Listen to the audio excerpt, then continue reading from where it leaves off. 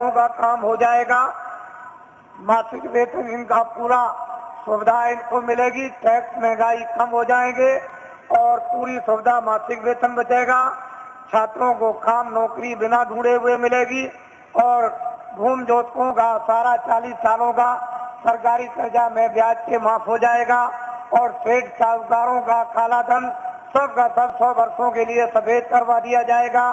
कोई जुल्म और कोई टैक्स नहीं लगेगा, एक नए पैसे का, और सब लाइसेंस खत्म करवा दिए जाएंगे। आपको ये धन कहाँ से आएगा?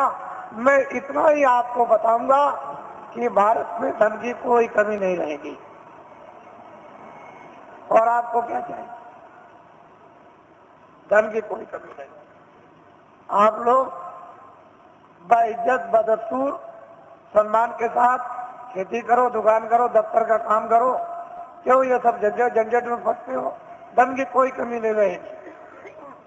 लेकिन वर्तमान में अंधेरा, उजाला, ये सब चीजें जो एक सूक्ष्म संकेत में आपको दी जा रही, इसके साथ बहुत गहरा मसाला है, या गहरा भंडार का हो या गहरा ज्ञान का हो, कोई ऐसी चीज है जो वास्तव में, और समय आने पर सब इस पर आकर के सब एकदम खड़े हो जाएंगे, अपने काम में लगे रहो। देखो ईश्वर का चमत्कार, अरे खुदा की खुदाइयत का करिश्मा, जरा देखो, उसका इंतजार तो करना ही पड़ेगा। आप थोड़ा बहुत इंतजार नहीं करोगे तो आपको जस और नाम और कीर्ति तो आपको कैसे मिलेगी? फिर उसमें आप भागीदार कैसे बनोगे? तो इंतजार तो थोड़ा करना ही। परिवर्तन का जब इतिहास बनता है तो इंतजार के साथ इतिहास बनता है। वैसे तो रावण मार दिया जाता, मरवा दिया जाता, महाभारत कहीं भी किसी कोने में बैठ के करवा दिया जाता, लेकिन मतलब है कि इंतजारी के साथ इतिहास नहीं बनता। इतिहास तब बनता है इंतजारी के साथ, काम के साथ। काम जो है वो इंतजारी है, आपको ये मालूम है।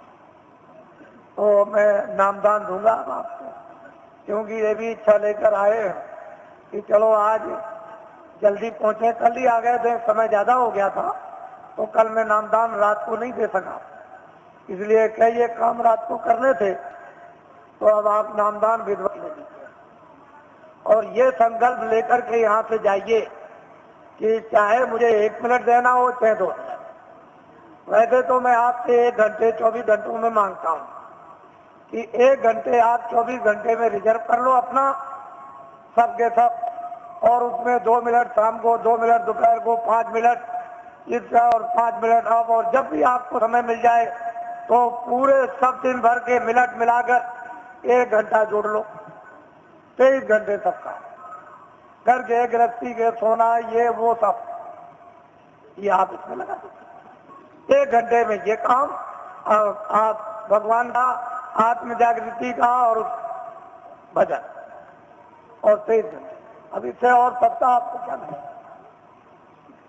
और फिर ये भी आपको बताया कि लेट के, बैठ के, खड़े हो गए, कुर्सी पर, चारपाई पर, स्नान करो मत करो, जहाँ जिस समय मौका मिल जाए 2 मिनट उसकी मजदूरी मिल जाएगी, मेहनत की 4 मिनट 10-15 मिनट, तो आप नहीं कर सकोगे तो जम के खाओगे जूतियां। जम की जूतियों में इतने कांटे हैं, इतने तीक्ष्ण उसकी धारा है, काटने की जूतियां जब पड़ती हैं, बड़े बड़े बादशाह चक्रवर्ती वहां आज भी पीटे जा रहे हैं, आपको नहीं मालूम। ऐसी जम की जूतियां हैं, तो किसी को छोड़ता नहीं। तो आप लीजिए नामदान, इसको कहते हैं अरे गुरु मंत्र दे दीजिए, दीक्षा दे दीजिए, और मतलब ये दे दीजिए, सब कुछ नहीं। कलयुग में नामदान, जीवात्मा दोनों आंखों के बीचों बीच में बैठी हुई, उसका दान, वो क्या है? नाम दान, जीवात्मा का नाम दान, ये सर्वोपरि दान है, इससे बढ़ के कोई दान। तो नामदान दीजिए, और नामदान के साथ साथ में ये संकल्प बोलना है, अपने मन ही मन में चिल्लाना नहीं कि हम अपनी बुराई दे देंगे। जो हमारे पाप है, मन से, आंखों से, कान से, जो अंदर जमा है वो हम सब अर्पण करते हैं। ये तो दीजिए दान और अच्छी चीज दीजिए आप। 10 मिनट सुमरन में, 10 मिनट ध्यान में और आधा घंटा भजन में। 50 मिनट में 10 मिनट और रह गए अभी, तो आपको ये जानना चाहिए कि आप 1 घंटा दे तो ये काम सुलभ सीधा अभी हो जाए। अब कहीं भी कोई बंधन नहीं है किसी तरह का भी, लेकिन बंधन किस बात का है कि 24 घंटे में आपको समय देना, ये तो बंधन है, बाकी बंधन नहीं है। ये जरूर बंधन है कि नशीली वस्तुएं आप सेवन मत करना, और जितना भी घी दूध फल और फ्रूट और अनाज है उसको दिन में 100 बार खाओ, लेकिन गंदी वस्तु खाना ना, ये ध्यान रखना। बाकी तुम दिन में 100 बार खाओ, हम मना करें तब आप खाओ। भजन करना है आपको जरूर, वो तो 24 घंटे में, उससे तो आपको छोड़ना नहीं है। बाकी 23 घंटे करके काम करो, इसलिए समय आपको देना। और जो भी आपको सुबह सुलभ समय मिले, सुबह दोपहर शाम को या आगे पीछे जब भी, उसको दीजिए आप तो जल्दी काम हो जाए। तो यह है ये शक्ति का अपना दुर्भाव, यानी उतार ऊपर से युगे युगे समय समय पर होता आया, आज की नई बात नहीं है। ये जब जरूरत पड़ी तब हुआ।